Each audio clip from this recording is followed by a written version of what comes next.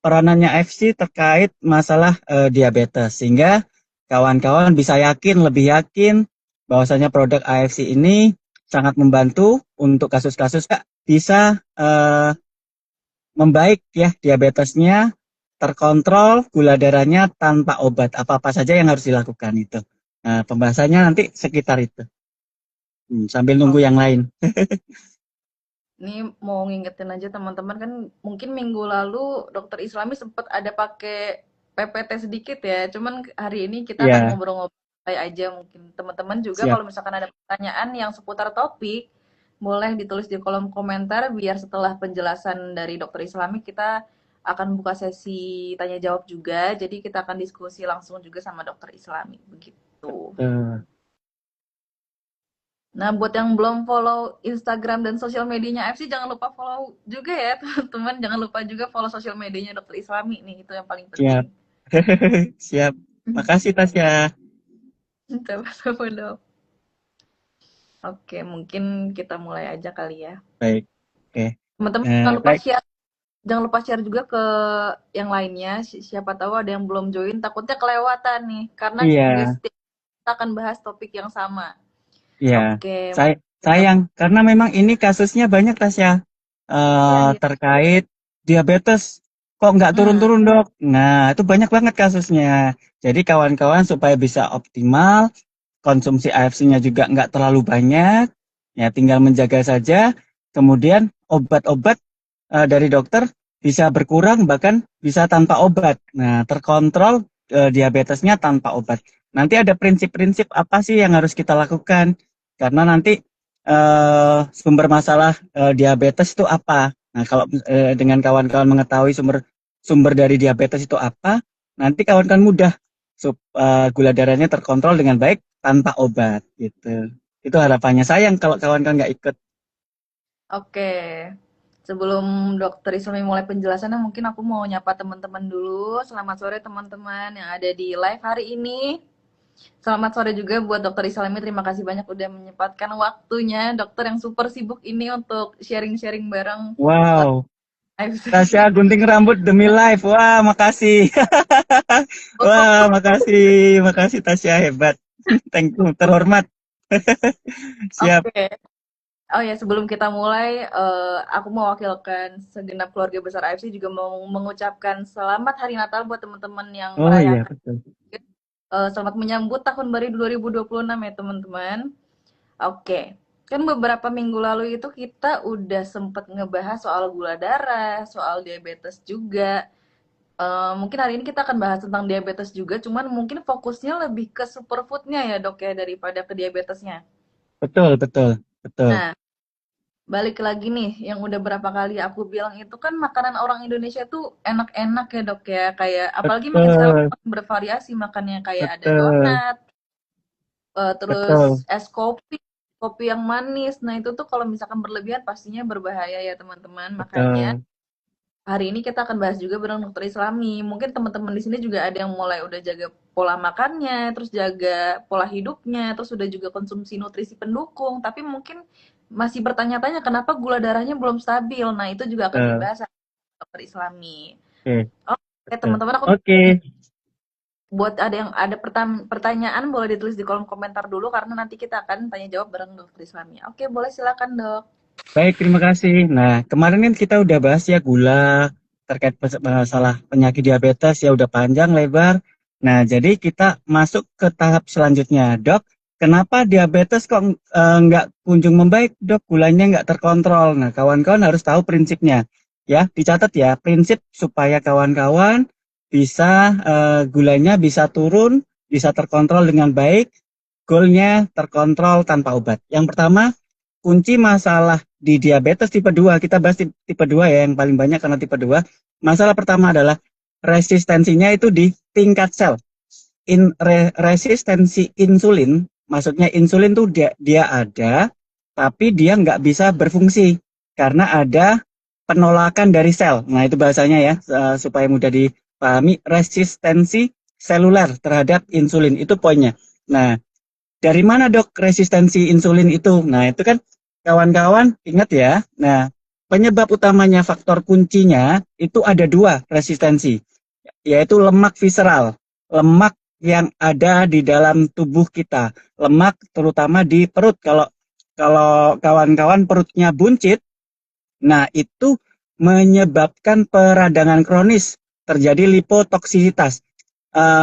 Free fatty asam lemak di dalam uh, uh, lemak visceral itu menyebabkan peradangan kronis, kawan-kawan. Peradangan terus peradangan kecil tapi kronis yang mengakibatkan sel otot, sel hati, sel lemak itu insulinnya nggak bekerja secara efektif. Nah, jadi poin pertama, kawan-kawan, kalau misalnya mau tidak terjadi resistensi insulin, lemak di perut. Nah, itu gimana caranya lemak di perut itu berkurang? Nanti kita ada edukasinya, lemak perutnya gimana caranya kita ukur ya, lingkar perut ya, supaya diabetes nanti bisa cepat pulih ya, cepat membaik ya. Ingat kunci pertama, eh, hancurkan resistensi insulin dengan menjaga lemak visceral, lemak yang ada di perut ya, itu kunci yang pertama ya. Terus kemudian kita tahu ya, karena insulin diproduksi terus, kemudian selnya itu butuh energi tapi nggak dapat gula, sehingga sel di dalam tubuh kita, aktivitas dari mitokondria itu berlebihan. Nah, apa namanya? Terjadi disfungsi dari mitokondria. Jadi, gimana caranya supaya mitokondrianya bagus? Ada suatu nutrisi ya, salah satunya koenzim Q10, jagonya yang ada di subarasi ya. Kenapa? Sel itu bekerja, mesinnya itu mitokondria. Nah, kalau mitokondria mengalami disfungsi, terjadi stres oksidatif, ya stres radikal bebasnya tinggi, nah maka mitokondrianya jadi bermasalah. Hasilnya apa? Hasilnya makin parah ya. Sel gula tidak masuk ke dalam tubuh kita. Makin berat gulanya, makin tinggi. Nah itu ya. Jadi poin kedua adalah mitokondrianya di dalam sel harus kita kembalikan fungsinya. Ya, dengan cara salah satunya adalah olahraga, aktivitas fisik ya. Kemudian ada nutrisi yang paling bagus, salah satunya koenzim Q10. Nah, akhirnya yang selanjutnya poin ketiga, karena insulin diproduksi terus-menerus tapi terjadi resistensi. Nah, akhirnya apa? Sel beta pankreas rusak. Nah, ini dia. Poin ketiga, sel beta pankreas itu rusak, sudah kecapean. Nah, biar tidak rusak, ya jelas ada supaya regenerasi. Yang penting berarti ada nutrisi yang memperbaiki stem cell di sel beta pankreas. Nah ya, mungkin ada clue-cluenya udah paham ya. Sel beta pankreas sudah harus dipulihkan dengan stem cell, ya. Nah, kemudian yang penting lagi kawan-kawan, poin keempat yang harus diperbaiki adalah mikrobiota usus. Nah, kenapa? Mikrobiota usus itu ya banyak fungsinya, dia menekan inflamasi, meningkatkan sistem imun, nutrisi yang bagus itu nanti bisa diserap, nutrisi jelek tidak diserap, sehingga tidak terjadi peradangan kronis yang berkepanjangan. Nah, itu ya, sel-sel lemak yang jahat itu enggak diserap, sehingga tidak terjadi lipotoksisitas. Nah, mikrobiota usus penting. Nah, kemudian ini ya, ada kalau misalnya ingat ya, nggak cuma pankreas saja yang rusak. Pada saat diabetes itu sel itu rusak ya, dari kepala sampai ujung kaki, dan itu terjadi terus-menerus setiap saat. Nah, kerusakan berat sehingga kebutuhan regenerasi sangat besar. Nah, itu ya kawan-kawan ya. Nah, jadi 4 pilar utama kalau kita mau sembuh dari diabetes. Yang pertama, resistensi insulin harus dihilangkan. Resistensi insulin penyebab utama adalah lemak visceral. Lemak visceral itu yang bikin lipotoksisitas, peradangan kronis, menghambat insulin masuk ke dalam sel hati, sel lemak, sel otot. Nah itu ya, di lemak di perut. Nah itu ya. Dan yang kedua, regenerasi ya, regenerasi sel itu penting di sel beta pulau pankreas. Yang ketiga, disfungsi sel akibat mitokondrianya disfungsi itu harus dikembalikan dengan nutrisi koenzim Q10. sama mikrobiota. Ada 4 pilar yang utama, yang inti, yang kawan-kawan harus perbaiki supaya bisa pulih. Nah, terus apa dok? Tadi kan prinsipnya ya kerusakannya. Terus apa dok yang harus kita lakukan? Nah ini ya, saya sudah rangkum. Yang harus kita lakukan yang pertama ya kawan-kawan catat nih, ada beberapa. Satu kawan-kawan, perbaiki sensitivitas insulin ya. Caranya, kawan-kawan cara memperbaiki sensitivitas insulin, kurangi beban glukosa harian itu. Ya, ganti nasi dengan karbohidrat lebih kompleks ya salah satunya. Hindari karbo yang cepat serap kayak tepung, gorengan, hati-hati. Nah, ya, itu. Kemudian lakukan aktivitas otot. Penting ya, lakukan aktivitas otot. Ingat, gula itu 70% yang make itu otot kawan-kawan. Jadi aktivitas otot berarti muscle strength ya, beban otot, latihan olahraganya nggak cuma jalan, nggak cuma aerobik, senam, tetapi harus memperkuat, meningkatkan massa otot. Itu penting ya. Terus kemudian, nah cukup tidur. Nah, cukup tidur penting kenapa? Untuk regenerasi ya kawan-kawan ya. Nah, kemudian terakhir selanjutnya nomor 2, kurangi inflamasi atau stres oksidatif ya. Nah, jadi kawan-kawan jangan makan-makan yang berminyak, bersantan, yang manis ya. Itu bahaya. Selain tadi kan manis ya, garam, berminyak itu menyebabkan stres oksidatif. Nah, yang selanjutnya aktifkan mesin energi sel ya. Jadi mitokondria harus dipulihkan kembali. Kalau tidak dipulihkan, nanti selnya makin rusak, stres oksidatif meningkat, akhirnya nggak sembuh-sembuh. Nah, caranya olahraga rutin ya. Kemudian nutrisi jelas ya, nutrisi Subarasi Gold. Itu jelas memperbaiki mitokondria kita. Nah, kemudian kita lakukan regenerasi sel pankreas. Caranya ya udah mengkonsumsi Subarasi jelas ya, itu stem cell, mahal banget ya kita kalau misalnya mau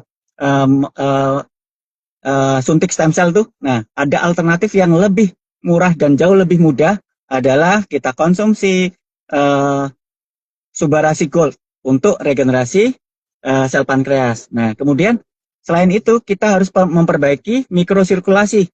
Nah, ya, caranya itu tadi sirkulasi, ingat ya, yang memperbaiki sirkulasi darah yang paling bagus adalah Suba Gold ya. Jadi penyakit-penyakit yang berhubungan dengan darah yang paling jago Subarasi Gold. Nah, kemudian manajemen stres, tidur yang berkualitas wajib. Nah, yang terakhir konsumsi utsukushi, karena kenapa tadi prinsipnya harus kita tingkatkan mikrobiota usus. Ya. Kemudian silakan kawan-kawan konsumsi obat-obatan medis ya. Di awal jangan di stop mendadak, bahaya.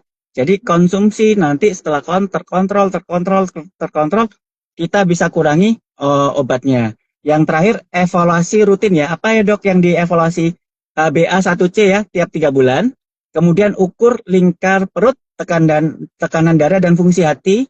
Nah, kemudian fokusnya pada remisi. Gula puasa kita targetnya kurang dari 110 ya tanpa obat. Nah, itu ada beberapa tips and trick ya, mungkin secara umum nanti kawan-kawan boleh bertanya di sesi tanya jawab untuk lebih jelas lagi. Itu Tasya keterangan singkatnya.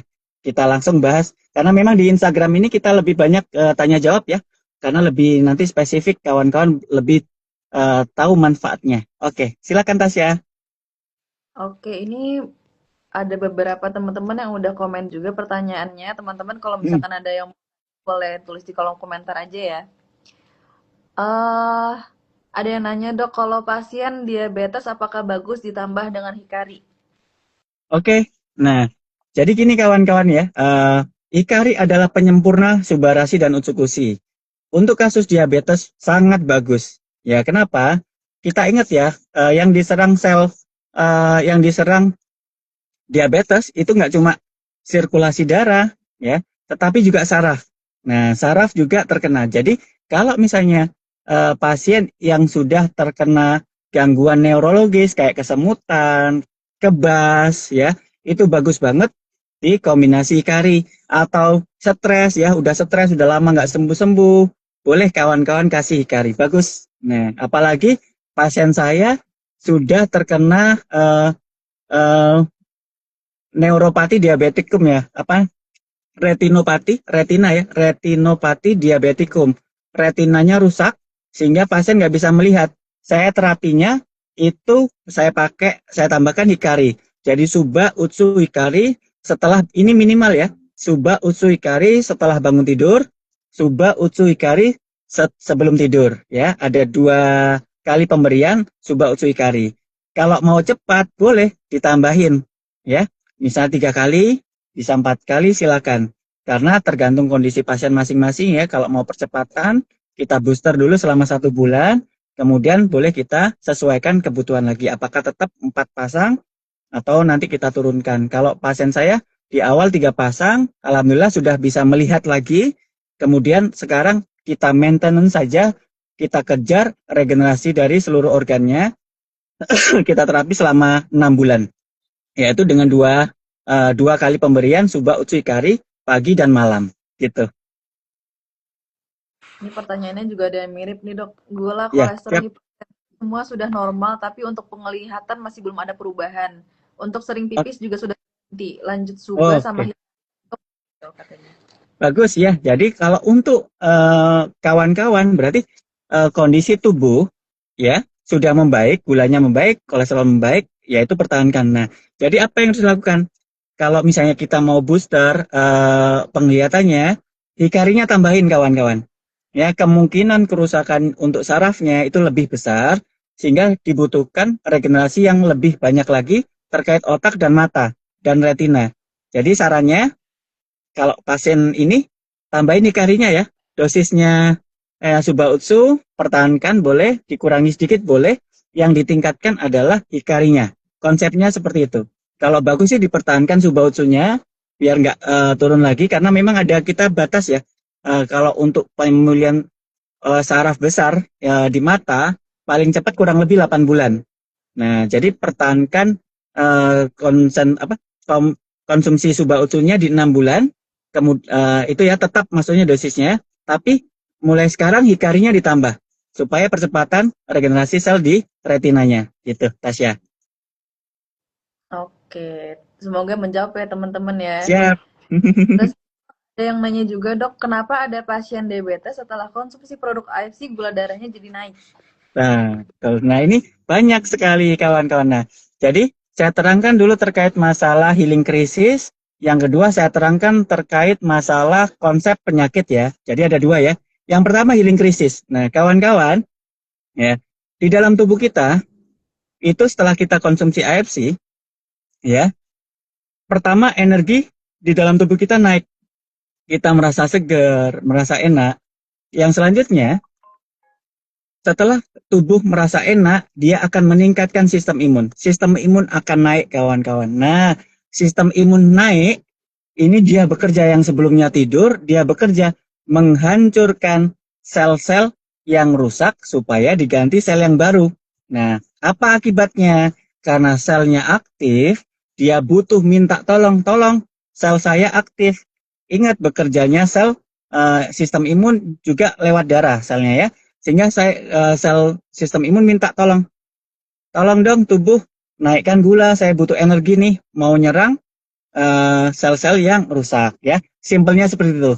Yang kedua, sel-sel yang rusak juga menghasilkan sampah metabolisme ya, seperti nitrogen, ureum, kreatinin itu naik tuh di awal-awal pemberian biasanya 1 minggu enak, di minggu kedua dan ketiga terjadi peningkatan dan itu adalah proses yang baik kawan-kawan, bukan proses yang jelek ya, proses yang baik bukan karena Subarasi Utsukushi kandungan nitrogennya tinggi, kandungan ureumnya tinggi, asam uratnya tinggi sehingga naik, bukan, tetapi sel yang di dalam tubuh kita itu dihancurkan diganti yang baru. Nah, sampahnya ini ya, sampah dari sel kita sendiri, bukan dari akibat Subarasi Utsukushi, tapi sampah sel yang rusak itu meningkat fluktuatif. Nanti turun. Ya, terjadi perbaikan akan turun. Nah, ingat ya, itu fase healing krisis. Dok, kok nggak turun-turun, dok? Berarti kemungkinan prosesnya masih berlangsung atau dosis konsumsinya kurang banyak sehingga kurang cepat ya. Nah, terus kita balik lagi konsep penyakit ya. Ya, ini kita konsep penyakit, tolong kawan-kawan simak. Tidak ada satupun penyakit di dunia yang disebabkan satu penyebab. Dia ada multifaktor. Ada faktor genetik, faktor intrinsik dari dalam tubuh kita sendiri, ada faktor dari luar. Nah, dan itu harus dijaga. Nah, kawan-kawan, dok, gula saya nggak turun-turun, orang makannya nggak dikontrol. Ya, jadi semakin banyak yang diperbaiki, nanti akan bagus. Contoh tadi ya, kan kita udah bahas empat konsep tadi. Nah, kawan kan lakukan, taruh ya, satu dari pola tidur kita. Pola tidur kita minimal 7 sampai 8 jam. Apakah sudah dilakukan? Kemudian minum air ya. Minum air itu kalau untuk diabetes saya sarankan 2,5 sampai 3 liter. Apakah sudah dilakukan? Kemudian tarik nafas yang dalam selama 10 kali. Kenapa? Diabetes relatif asam di dalam darah. Nah, dengan kita tarik nafas banyak terjadi alkalosis respiratorik yang bisa melawan asidosis metabolik akibat gulanya tinggi, asam di dalam darah. Nah, itu kalau asam rusak semua. Apakah kita tarik nafas sudah belum? Kemudian pola makan sudah dikontrol belum? Karbohidratnya sudah diperbaiki, sayur-sayuran, buah-buahan. Nah, terus kemudian habis makan saya sarankan kawan-kawan setelah makan langsung gerak. Ya, boleh jalan kurang lebih 10 menit ya supaya membantu pencernaan, membantu aktivitas, membantu energi mitokondria, membantu supaya insulinnya bisa nggak resisten lagi. Nah, terus kemudian lakukanlah olahraga untuk peningkatan massa otot. Selain kita jalan ya, lakukan olahraga peningkatan massa otot. Supaya apa? Supaya uh, sel yang makan banyak gula itu adalah otot, jadi membesar. Nah, jadi pemakaiannya banyak, kemudian kalau ototnya membesar, dia penyimpanan terhadap gula juga tinggi. Ingat ya, kelebihan gula disimpan di otot dalam bentuk glikogen. Nah, kalau tempatnya banyak, massa ototnya besar, dia menampung glikogen lebih besar, sehingga apa? Gula di dalam darah akan berkurang. Nah, itu ya. Terus kemudian konsumsi AFC, Subarashi Utsukushi ya, antiinflamasi, kemudian mikrobiota, kemudian apa namanya di dalam darah jadi bagus, stem cell regenerasi dari sel beta pulau pankreas, perbaikan mitokondria dengan koenzim Q10 ya, Hikari dengan neurogenesis ya untuk mata dan otak itu sangat penting. Nah, jadi semua itu dilakukan sehingga apa harapannya kalau semua itu dilakukan kawan-kawan terjadi penurunan gula yang signifikan. Nah, setelah penurunan gula yang signifikan, nanti obatnya bisa berkurang. Kita tidak tergantung lagi dengan obat. Dan terakhir untuk edukasinya, kawan-kawan coba kurangi perut buncitnya. Penting ini, kurangi perut buncitnya. Dihitung tiap seminggu sekali, ya diukur lingkar perutnya ya. Lingkar perutnya dihitung ya. Targetnya itu dikecilkan.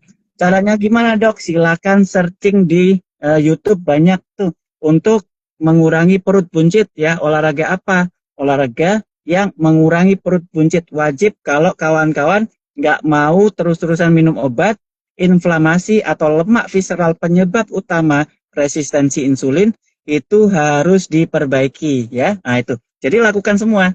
Nah akhirnya apa? Obat berkurang, kualitas hidup kita baik ya. Konsumsi AFC-nya juga bisa berkurang, akhirnya apa? Terkontrol tanpa obat. Itu gulanya stabil tanpa obat. Itu Tasya. Jadi ada tadi ya healing krisis sama pola pendekatan penyakit yang enggak disebabkan oleh satu penyebab saja. Gitu. Akhirnya apa? Sehat gitu. Oke, silakan pertanyaan lain. Mungkin masih selaras sama penjelasan dokter tadi, ada yang tanya, ini pasien penderita diabetes tapi perutnya nggak gendut, badan pun kurus, padahal makan banyak dok. Mohon penjelasannya. Oke, jadi gini kawan-kawan ya. Ada kondisi-kondisi tertentu ya. Kalau memang untuk perut buncit itu bisa meningkatkan resiko diabetes karena tadi ya lemak visceral tinggi, terjadi inflamasi kronis, terjadi lipotoksisitas. Tetapi tidak semua seperti itu ya. Tidak semua yang gemuk-gemuk itu diabetes. Ada beberapa kasus ya kurus ya. Ada pasien kurus ya, tetapi ada gangguan di metabolismenya. Ingat ya, yang make otot, yang make gula siapa? Yang make gula adalah otot. Nah, masa yang biasanya yang kurus-kurus, masa ototnya kecil. Jadi makan dikit langsung tinggi. Kenapa? Gulanya nggak bisa dipakai karena ototnya nggak ada. Nah, gula nggak bisa disimpan, airnya di dalam darah tinggi.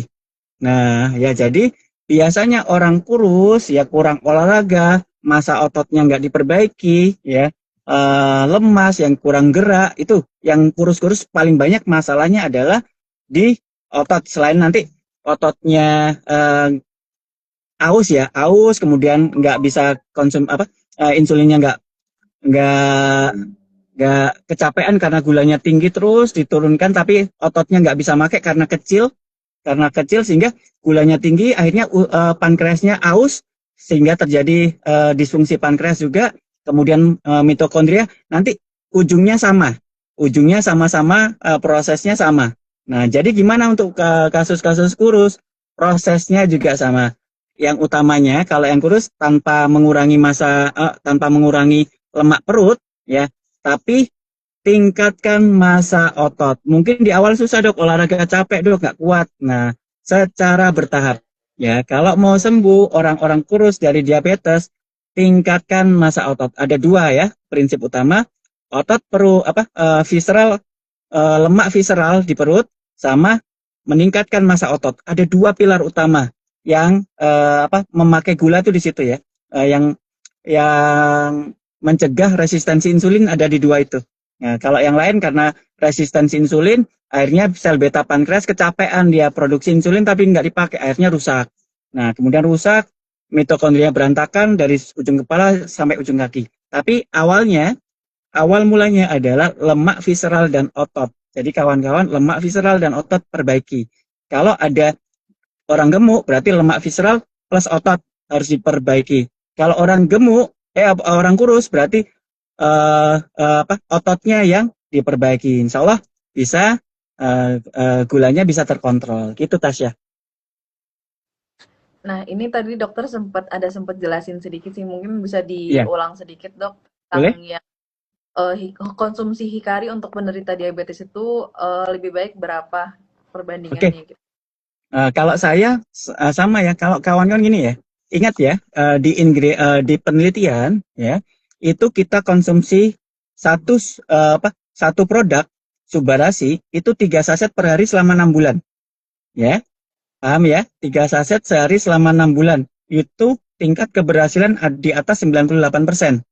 Nah, jadi silakan ya, kalau mau kawan-kawan booster, hikarinya bisa 3 saset sehari. Nah, untuk kasus pasien saya yang diabetes, gulanya 600 tanpa obat ya, tanpa obat karena pasien udah saya motivasi tetap nggak mau minum obat, dari 600 sekarang gulanya di 300, kemudian matanya sudah membaik ya, sudah bisa ngelihat, nangis-nangis ke saya, minta tolong dok, saya sudah nggak bisa aktivitas maksimal di rumah saja pun nggak bisa ngelihat, nangis karena nggak bisa baca Al-Quran. Alhamdulillah dengan terapi 1,5 bulan, 2 bulan ya, nggak sampai 2 bulan, matanya sudah bisa melihat lagi. Konsumsinya berapa? Di pagi, 1 Subarasi, 1 Utsukushi, 1 Hikari. Kemudian sebelum tidur, 1 Subarasi, 1 Hikari, 1 Utsukushi. Itu minimal ya kawan-kawan ya. Saya jaga di situ. Boleh lebih dok? Boleh ya. Per produk 3 saset ya. Dipertahankan selama 6 bulan, tapi tetap dievaluasi, nggak apa-apa. Evaluasinya biar tiap bulan. Nah, evaluasi nanti kondisi tubuh, boleh nanti tetap dilanjutkan 3 saset per produk, atau bisa ditingkatkan atau diturunkan tergantung kondisi masing-masing ya. Ada yang cukup satu, ada yang cukup satu ada ya. Dan dievaluasi ya. Dan beda orang beda konsumsinya ya. Gitu. Hikari penyempurna bagus kalau ada kasus-kasus neural ya. Nah, saraf ya. Baik saraf mata, kesemutan, kemudian kebas, ya, kemudian yang lain-lain. Disempurnakan Hikari. Nah, ini ada follow up question nih dok. Ini sel Ya, pankreas rusak gara-gara apa sih dok kira-kira? oke. Nah, jadi kita udah bahas ya. Yang pertama kawan-kawan makan, nggak kontrol, nggak olahraga, ya.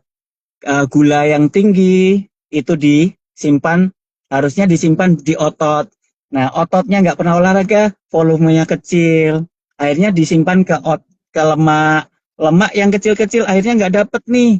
Akhirnya lemaknya gulanya disimpan, lemaknya di visceral, di perut.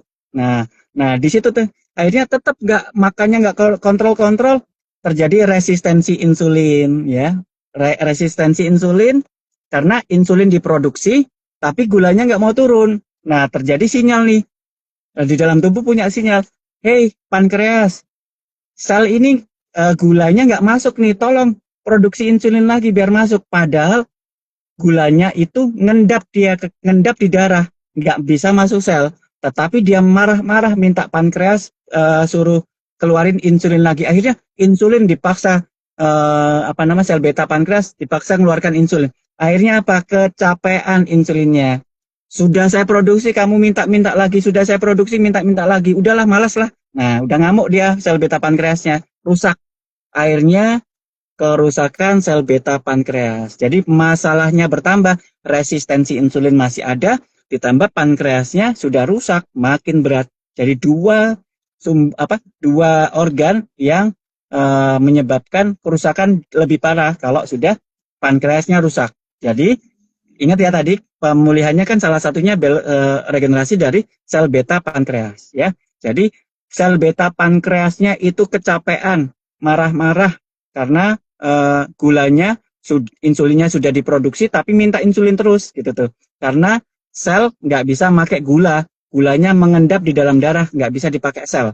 Akhirnya selnya marah-marah ke pankreas. Pankreas kirim terus insulin, akhirnya pankreasnya kecapean, akhirnya rusak. Nah itu dia. Nah, ini ada yang nanya juga nih, Dok. Kalau untuk Baik, pasien penyakit diabetesnya karena keturunan, kira-kira bisa oke. Ya, jadi diabetes kan ada dua tipe ya, tipe 1, tipe 2. Ingat ya, ada penelitian di Cina kemarin bulan Juli 2025, DM tipe 1 disembuhkan, diperbaiki, sudah pulih membaik dengan terapi stem cell. Nah, penelitiannya ada di Cina kemarin ya. Nah, oke, kita nggak bahas ke sana ya. Nah, jadi yang paling banyak adalah DM tipe 2. DM tipe 1 dari bayi ya, dari bayi sudah pankreasnya rusak, sehingga insulinnya nggak diproduksi, akhirnya butuh insulin terus. Itu DM tipe 1 dari kecil.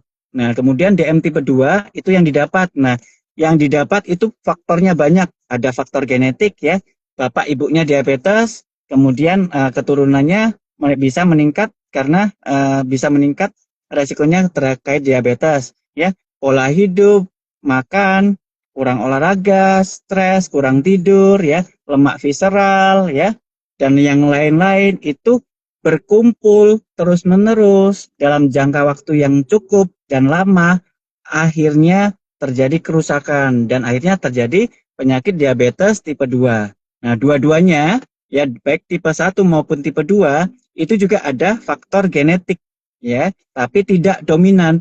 Nah, ingat penyakit disebabkan nggak cuma satu faktor, tapi multifaktor. Dok, orang tua saya ada genetik diabetes, dok. Nah, resikonya lebih tinggi dibandingkan orang yang nggak punya faktor genetik dari orang tua, tapi tidak menutup kemungkinan dua-duanya bisa kena diabetes.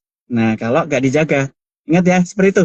Jadi kalau untuk diabetes, untuk genetik yang tipe 2 ya bisa sembuh. Nah, itu ya bisa membaik. Nah, dengan cara-cara yang saya sebutkan tadi. Yang tipe 1 juga bisa membaik dan sudah dibuktikan bahwasanya di Cina penelitiannya sudah keluar, eh, terapi stem cell bisa memperbaiki DM tipe 1 ya. Jadi kesempatan DM tipe 1 sembuh itu ada. Cuma di Subarasi belum ada penelitiannya ya. Di AFC belum ada penelitian, tetapi modalitas atau cara kerjanya ya itu alternatif stem cell ya. Kan kita kerjanya di stem cell juga tuh. Nah, modalitasnya itu ada ke arah sana. Jadi bisa membantu memperbaiki asal pola hidup tadi diperbaiki semua. Gitu Tasya. Oke, ini juga ada yang nanya, Dok. Kalau pradiabetes itu gimana, Dok? Mungkin bisa dijelasin awal penanganannya harus harus ngapain kali ya, Oke, Dok? Oke, prediabetes itu kawan kan udah warning sign. Jadi toleransi gula terganggu ya. Salah satunya toleransi gula terganggu. Ya, kalau misalnya kawan kan setelah makan itu biasanya terjadi lonjakan gula. Ya, terjadi lonjakan gula karena di dalam makan kemudian diserap di usus darah, kemudian gulanya naik, sinyal ke pankreas menghasilkan insulin, kemudian 2 jam distabilkan. Nah itu ya, 2 jam harus baik. Makanya di dan rata-rata cara kerja dari insulin untuk mengembalikan lonjakan gula setelah makan itu efektif di 2 jam setelah makan. Nah, itu ya. Jadi ada gula darah puasa, ada gula darah sewaktu, ada gula darah 2 jam setelah makan. Nah, kalau misalnya prediabetes sudah ada tanda-tanda peningkatan toleransi gulanya setelah 2 jam kok nggak di bawah 160, di atas 160, tapi di bawah 200. Nah, sudah ada kecapean insulinnya. Sudah, bukan insulin, sudah terjadi resistensi nih. Nah, jadi warning sign. Jadi harus segera dirubah pola hidupnya. Konsumsi AFC, perbaiki pola hidup, hindari stres, tidur yang cukup, minum air, tarik nafas, pola makan, olahraga, peningkatan massa otot. Kalau ada perutnya buncit, perut buncitnya dikurangi. Kalau kurus, ototnya ditambah. Nah, itu gitu kawan-kawan. Oke, ada yang nanya juga dok, mungkin boleh di-share kira-kira olahraga seperti apa yang cocok untuk orang dengan diabetes kali ya dok ya? Oke, jadi yang pertama kawan-kawan boleh ya olahraga rutin jelas ya kayak jalan kurang lebih 30 menit ya, eh, 2 hari sekali atau tiap hari boleh ya. Asal tidak ada komplikasi kayak contoh lututnya dan sebagainya. Kalau misalnya kita masih sanggup, boleh tiap hari jalan ya 30 menit sambil tarik nafas ya, sambil diregang-regangkan ototnya. Nah itu. Nah, terus kemudian itu yang jalan ya, saya sarankan jalan tiap hari 30 menit. Nah, ditambah kawan-kawan 2 hari sekali itu olahraga peningkatan massa otot. Yang pertama, otot mana yang harus kawan-kawan eh, perbesar, perbaiki? Yang pertama, kalau saya sarankan adalah otot betis. Nah, kenapa otot betis, dok? Otot betis kalau udah usia-usia tua, ya, otot betis sangat berpengaruh besar karena otot betis bisa disebut jantung kedua tubuh kita. Kalau massa ototnya bagus di betis, aliran darah balik dari seluruh tubuh, dari bawah, dari kaki menuju ke jantung, dia bagus. Sehingga apa? Sehingga kekuatan kawan-kawan nanti berjalan ya supaya nggak gampang lemes ya, nggak gampang jatuh pada saat berjalan. Kemudian aliran darah ke jantung juga bagus. Yang pertama-tama kawan-kawan uh, dicatat ya, nanti nggak apa-apa di share di ini aja kawan-kawan, ditulis aja latihan penguatan otot. Tadi kan latihan tuh aerobik ya, jalan kaki itu wajib lah, semua orang udah tahu. Nah, yang selanjutnya 2 hari sekali ditambah latihan penguatan otot. Penguatan otot yang pertama adalah penguatan otot betis. Boleh, jadi perbaiki betis ya. Ada tata caranya, silakan share, silakan searching di YouTube. Nah, itu ada banyak. Nah, banyak banget ya. Disesuaikan dengan kemampuan masing-masing karena beda orang, beda usia, beda. Silakan ya. Yang selanjutnya, otot apa, Dok? Ya, boleh kawan-kawan untuk meningkat sekalian memperbaiki massa otot perut, kemudian mengurangi lemak visceral. Kawan-kawan searching latihan otot perut gitu ya, latihan otot perut atau latihan mengurangi perut buncit. Nah, itu yang kedua. Terus yang ketiga, otot paha dan otot lengan ya, paha dan lengan ya. Yang selanjutnya paha dan lengan ya, boleh angkat barbel ya, silakan. Di searching juga nanti di YouTube ya, apa-apa saja. Nah, itu kawan-kawan. Karena itu yang penting, tangan supaya tetap bisa kuat ya. Paha nanti juga karena otot yang besar juga di paha, yaitu yang nomor terakhir. Jadi otot yang pertama adalah otot betis, diperbaiki karena nanti fungsinya berjalan dan mengembalikan darah dari kaki ke atas supaya jantung kedua bisa maksimal, ya nggak gampang kelingan, nggak gampang jatuh. Kemudian otot perut, ya sekaligus bisa mengurangi lemak visceral. Yang ketiga otot ini ya bicep ya sama paha. Itu Tasya. Bisa di searching di YouTube. Yang penting saya kasih clue-cluenya. Tinggal di searching aja. Oke, mungkin dari tadi ini kita udah bahas tentang olahraga. Mungkin Mm. sekarang kita bahas lebih ke ini ada yang nanya, Dok, kalau insomnia ada nggak sih hubungannya dengan diabetes? Oke.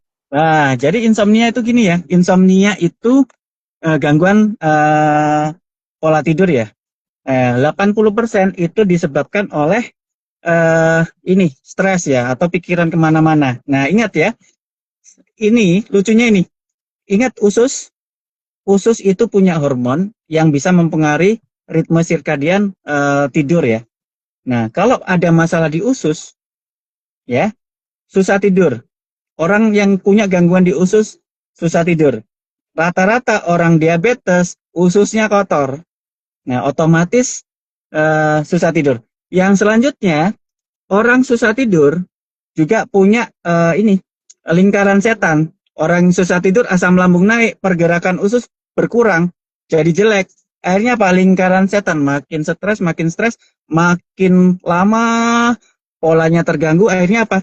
Walaupun nggak stres, dia pola tidurnya udah susah karena sudah terjadi pergeseran. Nah, oke ya. Otomatis apa? Jelas bisa ya. Diabetes dari usus itu sumbernya usus itu juga bisa mempengaruhi uh, susah tidur, insomnia. Nah, ingat diabetes itu dinding lambungnya lebih tipis. Rata-rata orang diabetes mual ya, ada gangguan lambung, lambung bikin susah tidur. Nah, lingkaran setannya banyak. Nah, jadi kemudian di dalam darah, aliran darah nggak bagus, oksigen ke otak nggak bagus, stres ya, terjadi racun-racun di otak ya, metabolisme di otak nggak bagus, jadi susah tidur juga banyak. Mekanismenya banyak kalau di diabetes. Jadi gimana dok? Sarannya tetap ya, berobat A, B, C, D, E, F, G tadi udah kita bahas. Nah, untuk susah tidur, nih khusus untuk susah tidur ya, kuncinya ada di tarik nafas kawan-kawan. Kuncinya ada di tarik nafas. Kenapa? Otak sejatinya ya, untuk metabolisme, nutrisinya cuma dua, gula sama oksigen. Oke, gula tadi terganggu ya, susah tidur. Nah, kita kontrol dengan pola hidup tadi. Ada satu lagi oksigen yang mudah kita kontrol ya. Kalau makan kan di dalam tubuh kan gulanya kita nggak tahu nih gulanya di dalam tubuh berapa. Tapi kita bisa mengontrol oksigen. Nah, gimana caranya?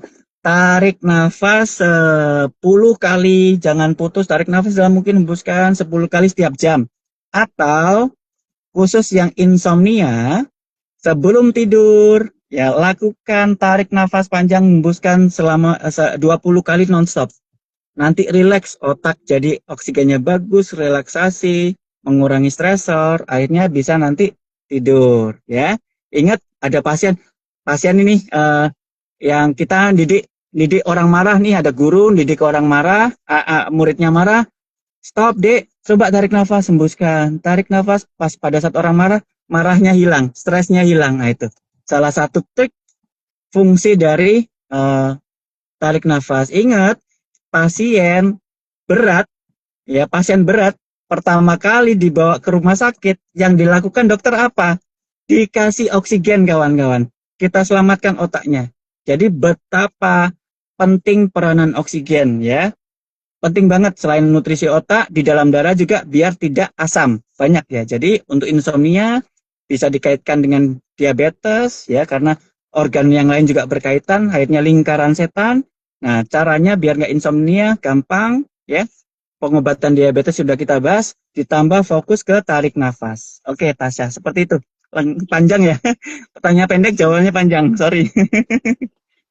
Apa dok? Mungkin berarti untuk insomnia karena diabetes itu lebih baik fokus ke penanganan diabetesnya dulu kali ya dok daripada Betul, insomnia. betul.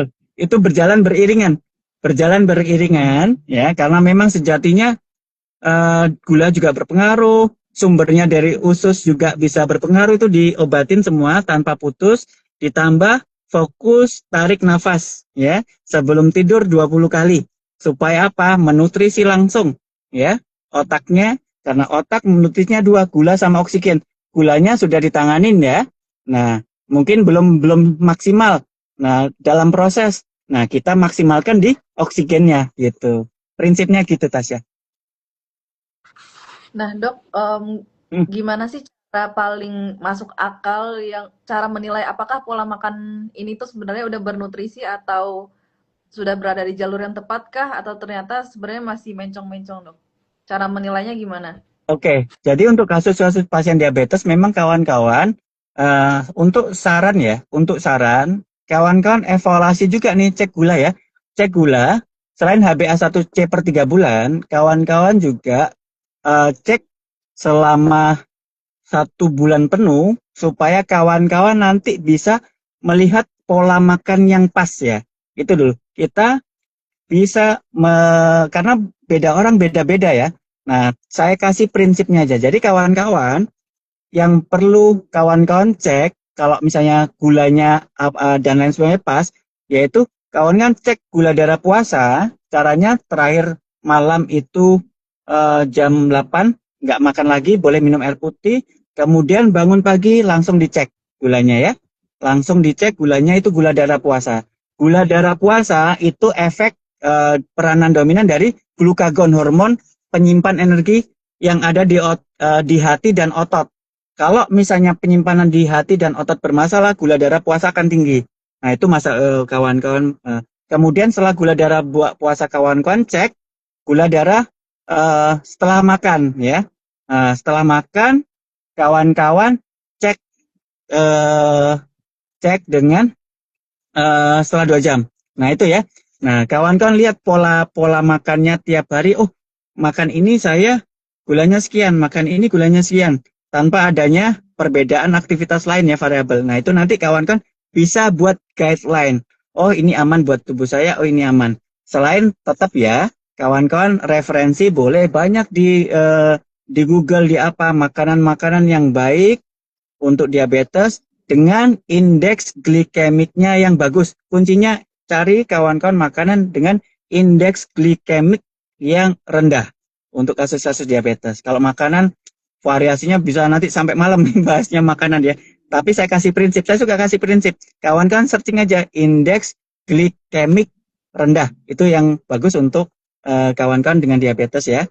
Tetap ya sayur-sayuran buah-buahan itu jelas ya. Sayur-sayuran buah-buahan substitusi karbohidrat, karbohidrat simpleks disubstitusi jadi karbohidrat lebih kompleks. Itu banyak ya, tapi prinsipnya kawan-kawan cek gulanya selama 1 bulan, kawan-kawan catat makanan apa saja. Oh ini naik, ini turun, ini naik, ini turun. Sambil nanti kawan-kawan pas konsumsi itu kawan-kawan cari referensi makanan yang indeks glikemiknya rendah. Nah itu kesimpulannya. Lebih ke prinsip. Jadi enak, kawan-kawan bebas. Mungkin teman-teman udah ada yang mengatur pola makannya nih, Dok. Kira-kira Hmm. ada nggak makanan yang di pikiran tuh kok kayaknya ini sehat deh, ternyata ada hidden hidden sugarsnya gitu, ada nggak, Dok, kira-kira? Oh, banyak ya kawan-kawan. Yang penting gini, kawan-kawan yang paling banyak ya, yang paling banyak kawan-kawan itu saya hindari yang putih-putih ya, ya tepung itu ya. Yang tepung-tepung ini yang kawan-kawan, oh nggak makan gula kok, tapi karbohidrat gitu loh, karbohidrat simplek kayak tepung-tepung itu yang manis-manis, kue, cake dan sebagainya itu yang lebih berbahaya, Tasya. Nah, utamanya yang paling bahaya minuman manis. Oh, kalau minuman manis langsung langsung tinggi. Kalau untuk hidden lebih ke karbo ya. Hidden makanan tuh lebih ke karbohidrat, utamanya tepung digoreng. Nah, itu yang jadi udah kalau Nasi. untuk diabetes, ya nasi itu juga. Nasi itu sempat kita bahas kemarin ya, nasi itu Boleh boleh. eh, Goreng ya, Dok, ininya ya? tinggi. Apalagi nasi digoreng. Itu ngeri juga ya. Di samping nanti bisa ada kuman ya, mempengaruhi mikrobiota usus, kemudian gula patinya itu tinggi, ditambah kolesterol yang meningkatkan radikal bebas. Jadi gulanya tuh jadi jahat gitu tuh. Nah, terus ya itu sih kemarin udah sempat dibahas ya ini ya nasi ya dan saya kawan-kawan kalau nggak ikut tuh gimana trik-trik makan nasi ya supaya indeks glikemik makan nasi itu bisa rendah. Nah, oke. Pertanyaan lain silakan. Nah, untuk bubur ini kan sebenarnya kan identik Betul, dia kan biasanya dimakan sama orang-orang yang sakit, misalnya makan bubur. betul. Kalau bubur itu Iya, indeks glikemiknya juga tinggi, Dok. Mungkin Betul. bisa di Nah, situ sih, Dok. jadi gini kawan kan kita melihat segala sesuatu itu dari kacamata dua sisi ya. Kita timbang baik dan buruknya ya. Nah, kalau kita sehat-sehat, kita kena gula, jangan makan bubur. Tapi kalau misalnya ada pasien ya di rumah sakit memang butuh karbohidratnya yang sudah dihitung dengan ahli gizi ya. Kalau yang di rumah sakit udah dihitung tuh, oh kebutuhan kalorinya sekian dan orang lemas ya makan itu susah ya sehingga dikasih makanan lunak salah satunya bubur yang memang butuh energi ya, indeks glikemiknya tinggi. Itu silakan kalau di rumah sakit jangan jangan dibantah. Nanti setelah Instagram nanti protes ke rumah sakit. Wah, ini bubur indeks glikemiknya tinggi. Nanti kita protes enggak ya kalau di rumah sakit sudah ada dihitung. Nah, kita bahas yang di rumah. Kalau kawan-kawan punya diabetes, sarannya jangan makan bubur. Kenapa? Bubur itu ya nasi kan nasi kemudian dihangatkan. Nah, ada pati yang larut air. Pati yang larut air ini itu gulanya tinggi banget kawan-kawan. Nah, ya gulanya tinggi banget. Nah, sehingga indeks glikemik bubur ya itu tinggi. Kenapa? Kalau kita nanak nasi ya, kan ada airnya yang netes atau airnya yang naik ke atas. Nah, biasanya yang paling bagus kita nanak nasi ada ditaruh di dandang, kemudian ada air yang netes-netes. Nah, air yang netes itu adalah pati yang larut air yang kandungan gulanya tinggi banget. Nah, di bubur nggak netes dia, masih tetap di situ. Jadi kandungan gulanya tinggi gitu ya kawan-kawan. Kalau nasi nah, masih ada netes-netes kan, airnya didinginkan dia selain tadi pati yang larut air itu keluar, kemudian nasi yang didinginkan, scratch ya atau pati atau karbohidrat ya, itu kalau didinginkan dia menjadi resisten, susah dicerna karbohidratnya kalau didinginkan. Nah, kalau susah dicerna, indeks glikemiknya akan turun. Kalau bubur sudah pati yang larut air itu tinggi 100% ya. Kemudian pati yang padat yang resisten nggak ada. Jadi indeks glikemiknya langsung tinggi itu jelas kalau bubur. Itu Tasya penjelasannya. Oke, mungkin untuk terakhir bisa dibantu provide kesimpulan dikit secara ringkas kali ya, Dok, ya, obrolan kita hari ini untuk Uh, teman-teman yang baik, hari ini. betul.